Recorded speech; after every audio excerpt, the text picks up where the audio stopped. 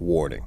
This material includes themes and depictions related to religious figures, events, and doctrine that some audiences may find sensitive or distressing.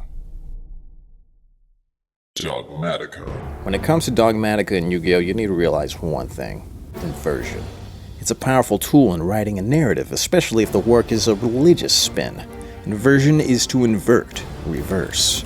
In this case, we have the inversion of Christianity. It's been said to be inspired specifically by the Constantinian shift.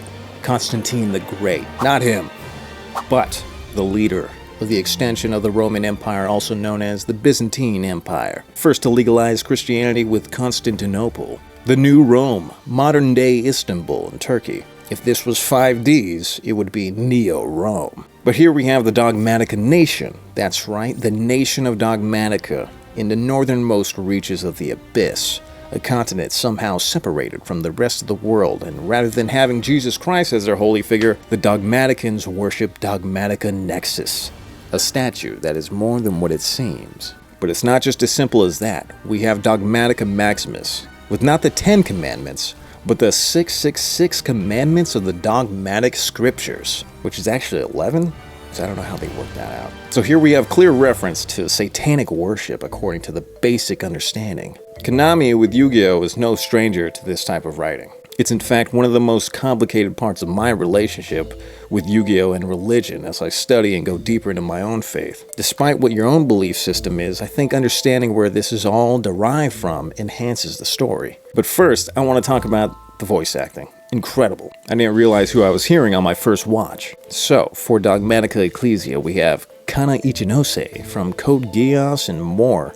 And playing Florida Least, we have Mayuki Sawashiro from Genshin Impact, Hunter x Hunter as Kurapika, Demon Slayers, and so much more. And to top it all off, we've got the brilliant man of gold himself, Dio. That's right, Takahito Kayasu, famously known from his role in JoJo's Bizarre Adventure as Dio Brando. He also played Sartorius in GX and Arcana's bitch ass in Duel Monsters. He's back for another Yu-Gi-Oh project, so we got some heavy hitters here. And unlike the Sky Strikers, there was no updated Master Duel solo gate for the Dogmatika story, which played a heavy role in understanding the Sky Striker story before the shorts premiered on YouTube. Dogmatika doesn't have a manga adaptation. The original lore starts from the valuable book EX1, which is the source material for all this. And it's where you can find all that 666 commandment crap. Right from the beginning through the clouds, as we pan to the Dogmatika nation in the abyss, we hear the reverberations of the mighty Maximus, the dulcet tones of Takahito-sama, shouting praises and prayers to Dogmatika Nexus and God, leading a coronation ceremony for Ecclesia, in order to what he says is to bring an end to the era of crimson blood and begin the era of white light. The white light is the power from Dogmatika Nexus administered by Maximus. Now, the white light can be a nod to the false light of the devil, able to disguise himself as an angel of light to deceive followers of the true light. It could also be a reference to the story, or more so the word Lucifer, translation of the name attributed to the planet Venus, aka the morning star, because the morning star appeared in the eastern sky before the sun would rise, and then would be recognized as the evening star as it would fall during sunset.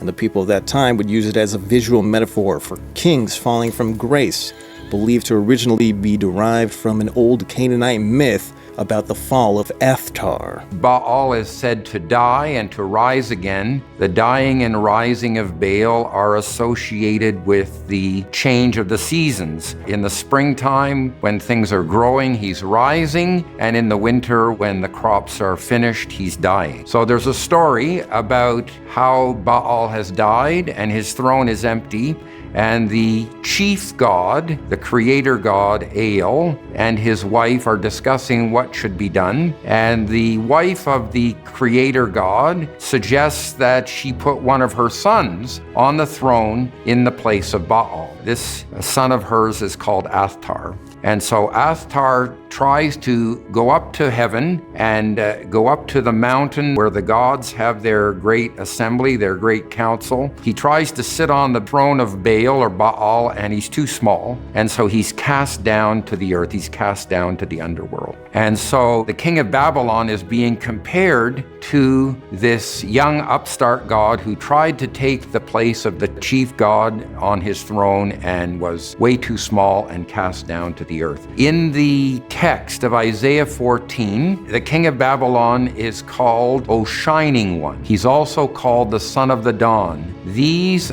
are titles that are used for this Canaanite god in this story that I'm talking about. He's called Shining One, and he's called the Son of the Dawn. The Hebrew word Halel literally means O Shining One, and it's a reference to the morning star, to Venus. When this word was translated into Greek in the Septuagint, the Greek translation of the Old Testament, they translated it by the word 𝘄·𝘁𝗁, which means dawn bearer and is a way of referring to the morning star in Hellenistic literature. And then later on, when Jerome translated the Bible from Hebrew into Latin, he used the word Lucifer. So Lucifer is simply a Latin word that means light bearer and is a reference to the morning star. So Lucifer is not a personal name, it's a descriptive title. It comes from the Septuagint, which in turn comes from the Hebrew text. And Isaiah is mocking the king of Babylon by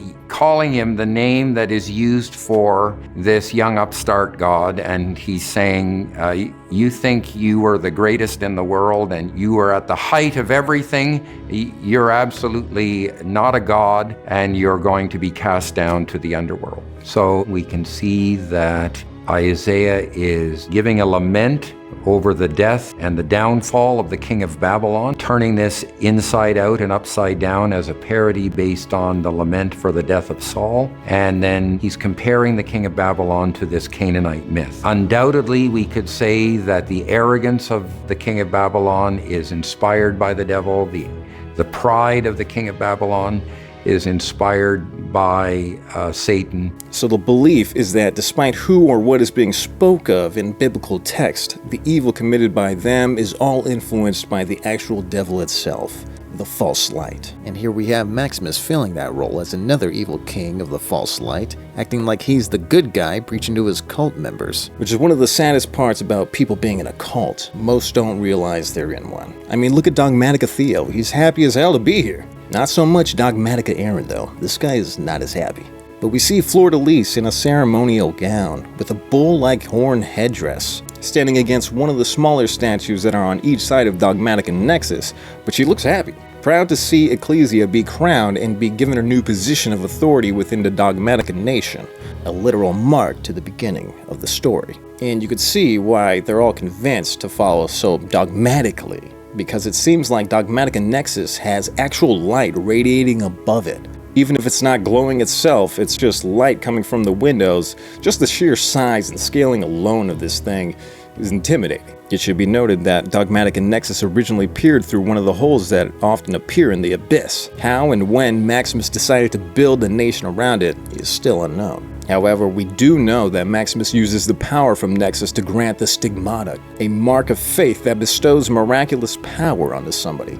Another biblical reference to the literal mark of the beast placed on the forehead in the right hand. Without the mark, you can't buy or sell under the rule of the Dark One. Same goes for Dogmatika Nation under the rule of Maximus, which itself is an inversion and mocking of the true marks of Christ's anointed ones that are also placed on the forehead. In real life, stigmata is a phenomenon where the marks of Jesus Christ's crucifixion physically manifest onto a person's body. Everything from constant bleeding, holes appearing through hands and feet, holes on sides of their bodies, bleeding from the forehead and even through the eyes. This is described to be extremely painful and considered a gift to share in the suffering of Jesus. But here the stigmata are not just a show of devotion. They are supernatural physical enhancements powered by Nexus given by Maximus. Dogmatika Nexus is designed as a two-headed dragon, similar to the two-headed eagle of New Rome, representing dual authority and unity between church and state. Instead, here it's dragons, because like it or not, dragons represent the devil. And I understand that dragons are looked at positively in many cultures, especially Chinese and others in Asia.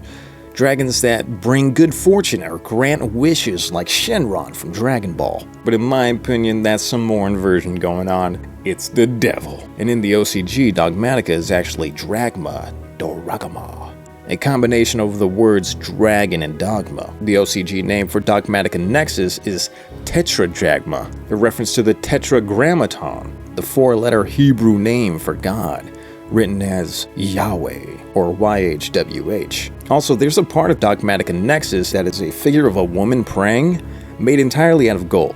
To me, this is another Venus is Lucifer, the morning star reference.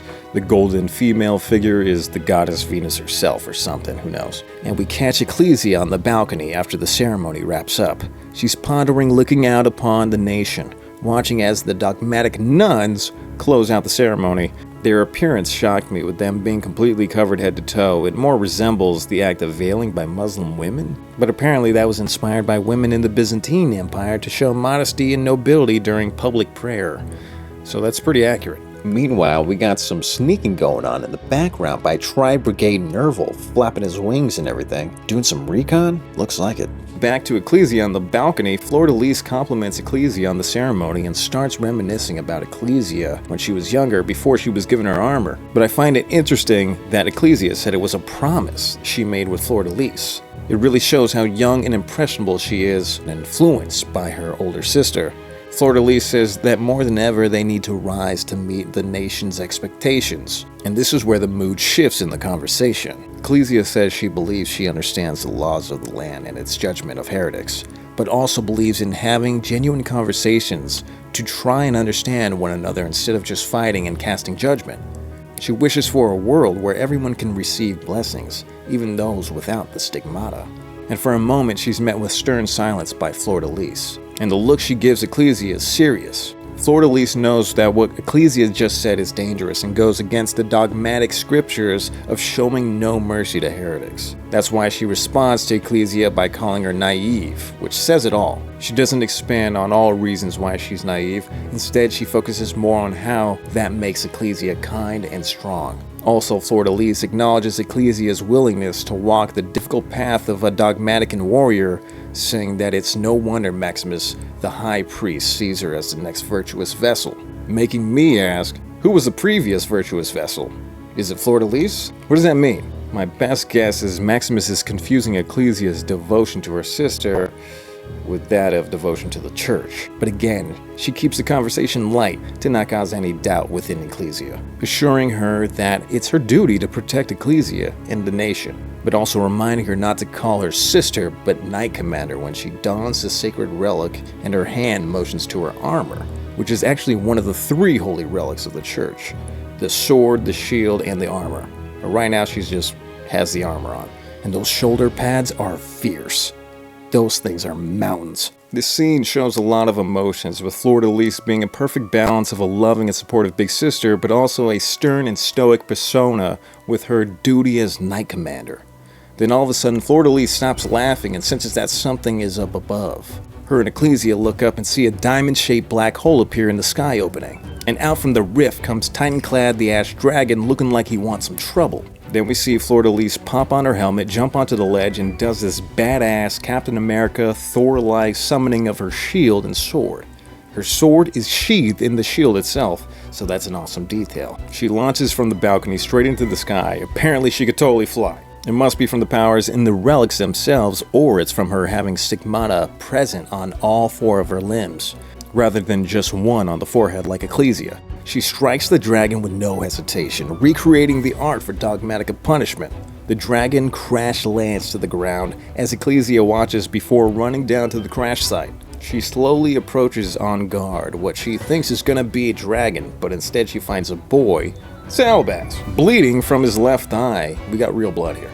Glowing horns trailing down his spine, and in pain, he looks up aggressively at Ecclesia, quickly putting her on edge, activating her weapon and raising it above his head, ready to deliver the Dogmatika punishment, Ecclesia style. Now, her weapon is described as a spear due to its pointed tips on both ends, but features a hammerhead portion with the 𝘄·𝘁𝗰𝗵𝗶, the symbol that we talked about earlier. Dogmatika Nexus itself and the symbol for Dogmatika Nation, it's on its spearhead, so I consider this a warhammer, possibly given to her as one of the holy relics like Fleur-de-Lis with her relics. Okay, so this was an amazing anime debut for Dogmatika. Great animation, great voice acting, epic music, and incredible story. This is a long-awaited moment for Yu-Gi-Oh! More than what people want to give it credit for. For years, Yu-Gi-Oh! Anime fans would talk about how cool it would be to see female protagonists for Yu-Gi-Oh! Or a series that was actually about the cards themselves, and here we are with both. Go Rush had the twins, but this is much different. To me, the Chronicles is breaking new ground for Yu-Gi-Oh! Anime, and it feels like they're just getting started. And yes, the Sky Striker portion was shorter than desired, but I believe that's because there's a plan to show us more of the story at a later date. Currently, none of us know all the directions the Chronicles is planning to go. Even though these all seem to be disconnected stories, maybe there's a singular overarching enemy that the main protags from the Chronicles shorts all have to team up against, like some Yu-Gi-Oh! Avenger endgame thing.